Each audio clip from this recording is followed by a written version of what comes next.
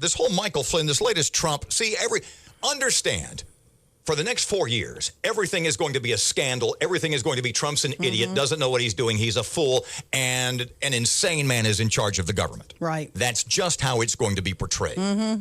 But not that you're ill-read on the subject, I don't mean to imply that, but you know a lot more about this than you think you do. Oh, and yeah, I will explain. All right.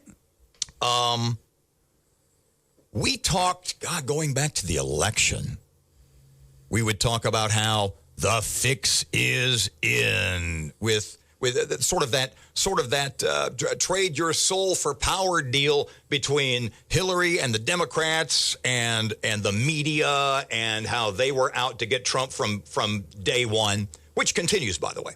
So here's the anti-Donald Trump faction. All right. We have the Democrats. Sure. Hate Donald Trump. Hate. We have the media, for the great majority of the media, hate Donald Trump. Gotta go. Illegitimate. Not my president. Must be destroyed. But there's a third faction in this that you've made reference to time and time and time again, of which you must not be aware. Or may not be aware, I apologize, may not be aware. The Democrats are out to get Trump. The media's out to get Trump. And the United States government is out to get Trump. Huh? I will explain. When you sit in here and you have done this rant, this riff, it is awesome. The politically oriented rant that you go off on, that people comment on the most, that you are the most passionate about, is the one about when your mother worked for the state government, when you started off in this business, and basically you going off the deep end, your head explodes about how over the last 25 or 30 years, government has just ballooned up. How at the state level, you use the state level as an example, that in 1980 or 85, Department X had 1 or 2 people. Now Department X has 15 or 20 people. Exactly. Doing the same stuff that 1 or 2 people were doing. And we're paying exorbitant salaries and expenses. And multiply that by every department. And pensions. Yeah. Oh, yeah. So Donald Trump comes to Washington, elected on the promise, I'm going to drain the swamp. Let's use the EPA as an example. Okay. Because it wasn't that long ago. Hell, it seems like Trump's been president forever. He had less than a month. Yeah. 3.5 weeks. And one of the things you read early on is that Trump was going to reduce the size of the EPA because it had too much power. It was over-regulating and killing jobs and killing industry and killing America, in his opinion.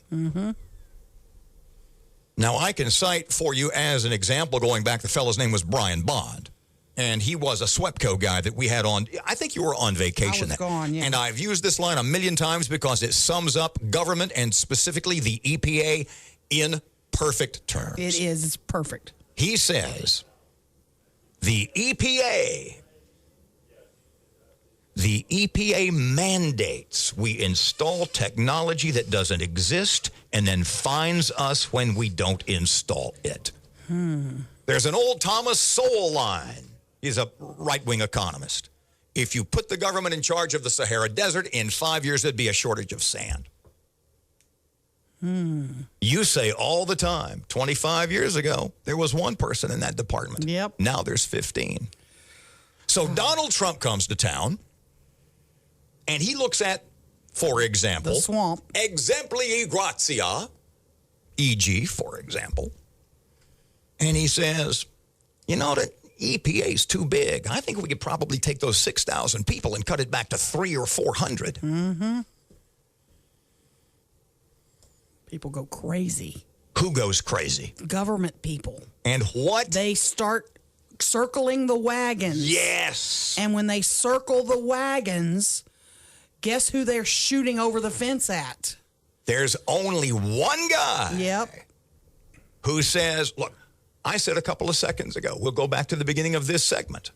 Donald Trump was elected to drain the swamp, to decrease the size of government, to shrink the bureaucracy. Yep. Government's too big, it's too out of control, it's unresponding to its citizenry, it's backwards. We pay more to the people who work for us than we pay ourselves. But all the alligators in the swamp don't want to get out of it. They love the swamp. Who? It's nice and muddy, and they have lots of things to eat. Who, as a result, must be resisted? No, let's go a step further. Who, as a result, must be destroyed? Whoever wants to drain the swamp. Donald Trump. Yep. So when you see stuff like this, Michael Flynn, where did that leak about this or that or the other? Well, it just came from somewhere in government. Yeah.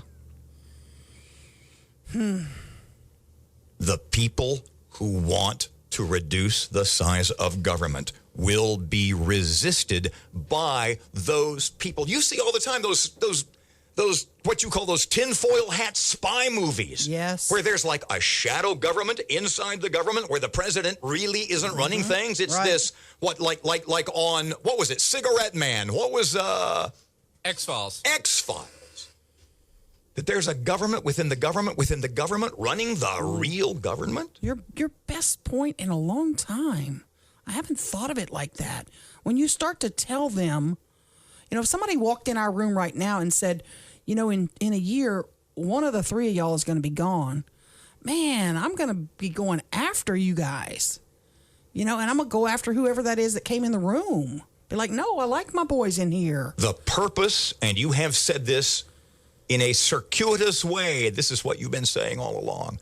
The purpose of the bureaucracy, it's like an organism. It's like the blob in that 1950s movie. The purpose of the bureaucracy is to feed the bureaucracy. The purpose of the bureaucracy Throw more chickens to the gators. as an entity, in the it swamp. must survive and will do whatever it has to do to do so, i.e. to survive. And whoever tries to shrink it, to destroy it, must be Gobbled themselves destroyed. Yeah. And in this case, he's in Mr. Trump. He's in the White House. Oh, yeah.